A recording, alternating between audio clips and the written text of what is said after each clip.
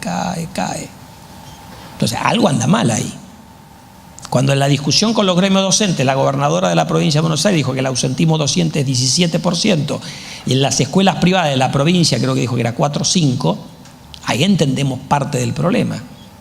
Y lo que uno tiene que entender es que cada ineficiencia que hay en el sector público es plata que le sacamos a los pobres con impuesto inflacionario o a cada uno de ustedes en términos de eficiencia, porque cobrándole impuestos a cada uno de nosotros nos dejan hacer menos de lo que hubiéramos hecho si hubiéramos pagado tantos impuestos. Entonces, la madre de todas las batallas es mejorar la eficiencia del sector público. La segunda cuestión es que obviamente uno tiene que reducir el peso de impuestos y regulaciones ineficientes a la producción, a la inversión y al empleo, lo cual lleva, si uno quiere mantener un equilibrio presupuestario, a que tiene que subir gravámenes al consumo, a los ingresos de las personas y de la propiedad. Entonces no hay mucha magia si uno quiere ser agresivo, por ejemplo, en arreglar el problema de la sobreimposición a los dividendos producto de la inflación. El ajuste por la inflación cuesta 1 punto del PBI, de algún lado hay que sacar la plata. ¿Ok? Y la tercera cuestión es que uno tiene que tener, como sociedad, me parece a mí, cierto, sobre todo a nivel de la dirigencia, un foco en el tema de los incentivos. Acá de lo que hemos vivido muchos años es de una economía que se la pasa tratando de vivir de rentas, de la renta de la soja, de la renta de algo, del Estado que tenía la plata para gastar. Y en realidad los países que más crecen en el mundo no son aquellos que viven buscando curros, para ponerlo en términos más claros. Son aquellos que son más eficientes a la hora de bajar costos y aumentar productividad. Ahora ustedes me preguntan a mí, ¿este es un camino fácil? Y no es un camino fácil. La gran ventaja que uno tiene, porque uno puede ver el vaso medio lleno, medio vacío. Yo tiendo, a pesar de lo que me criticaba Julio Bárbaro, en este punto al menos a verlo medio lleno, porque digo, son tantas las macanas que hemos hecho acá históricamente, que no hay espacio para hacer más macanas. Y yo creo que como sociedad estamos un poco hastiados de fracasar. Los que somos de mi generación, yo tengo un poco menos años que Julio Bárbaro, pero tengo más que los jóvenes de 40 que hemos tenido acá haciendo exposiciones, estamos un poco podridos de fracasar, de tener la oportunidad y que siempre nos la corren.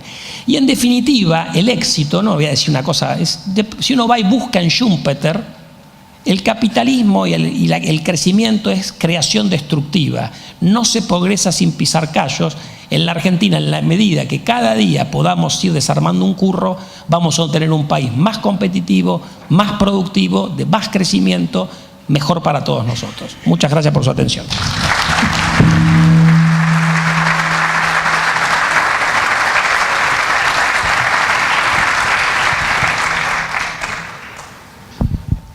Bueno, gracias por la invitación al IAEF. Gracias, Miguel, por la presentación. Tengo también un PowerPoint sobre un tema sobre el cual los empresarios preguntan mucho últimamente. Hay una gran preocupación por el tema de la competitividad, especialmente cuando el dólar bajó en torno a 15. Nunca se habían recibido tantas preguntas del sector empresario sobre ese tema en particular, de manera que me parece muy atinado discutir esto hoy. Yo voy a dividir en tres grupos de temas: competitividad cambiaria, estructural y algo sobre costo Córdoba o costo argentino en definitiva. Nos vamos a superponer con Daniel en algunos temas, pero van a resultar complementarios los números y en otros no. En algún caso voy a pasar más rápido porque ya lo vimos con Daniel. Sobre el tema cambiario, muestro solo 2 filminas. La primera mostrando una comparación del tipo de cambio multilateral contra noviembre del 2015, o sea, antes del cambio de gobierno, y vemos que el multilateral, que sería el tipo de cambio de Argentina contra aquellos países con los cuales comerciamos, está ahora solo 13% arriba del nivel de noviembre del 2015, en promedio. No es una mejora tan importante, aunque sí ha sido importante la mejora contra Brasil, de prácticamente el 34%, dada la apreciación que tuvo el real en algún momento después de noviembre del 2015.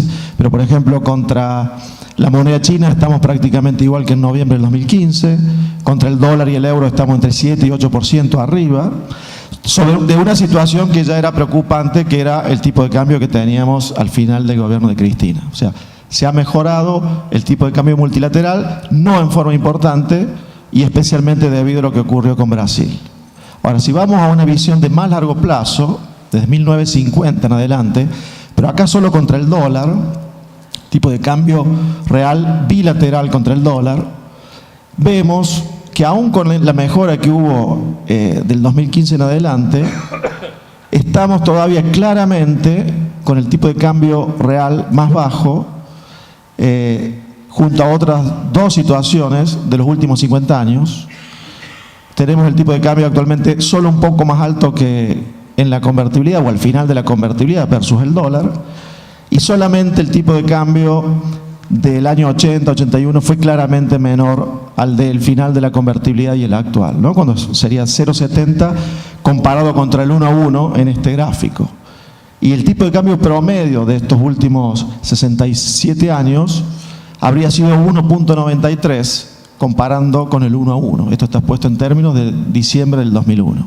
Bueno, queda claro que tenemos un tipo de cambio todavía relativamente bajo, diría que muy apreciado, y por ende hay que trabajar mucho en el resto, aunque también el tipo de cambio, y en el resto de los temas es la competitividad estructural. Todo aquello que hace la competitividad y que no es solo el tipo de cambio, sobre lo cual ya se refirió bastante Daniel. Esa es la posición en el índice del Foro Económico Mundial, que ya fue presentado hace unos minutos.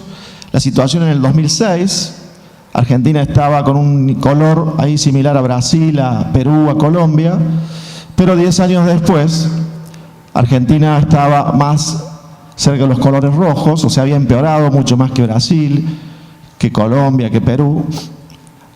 Argentina pasó del puesto 70 en el año 2006 al puesto 104 en el 2016, o sea que caímos 34 posiciones, generalmente más que la mayor parte de los países latinoamericanos, salvo quizás el caso de Venezuela, que cayó del 85 al 130. El mejor ubicado acá es Chile, que está en el puesto 33, que es el único que está en la primera mitad de la tabla, y el resto de los países, muchos de ellos han retrocedido en estos últimos años, salvo Perú, salvo Ecuador, Colombia y Uruguay.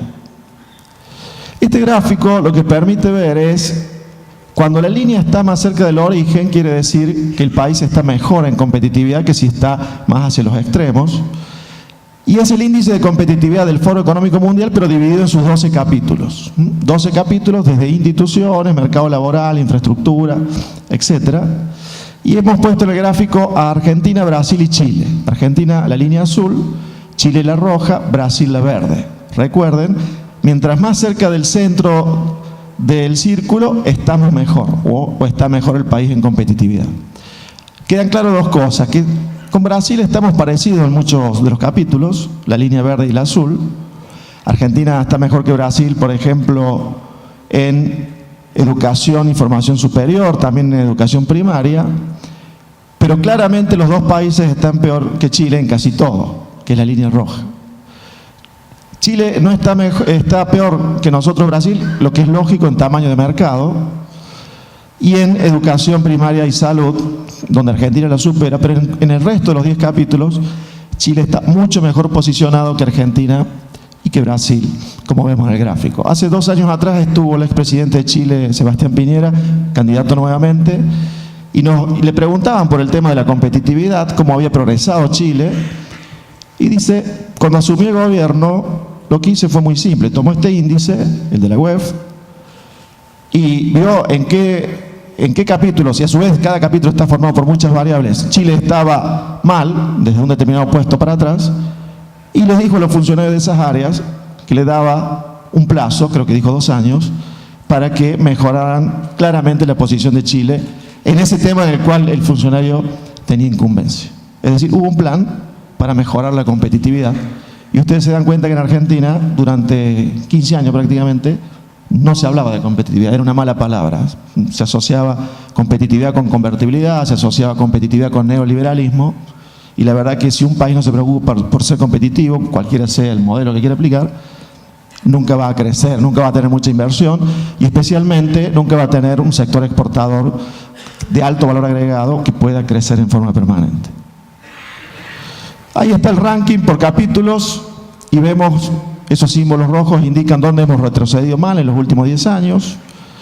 En instituciones, en infraestructura, en contexto macroeconómico perdimos 78 puestos en 10 años. En salud y educación primaria, en eficiencia en el mercado de bienes.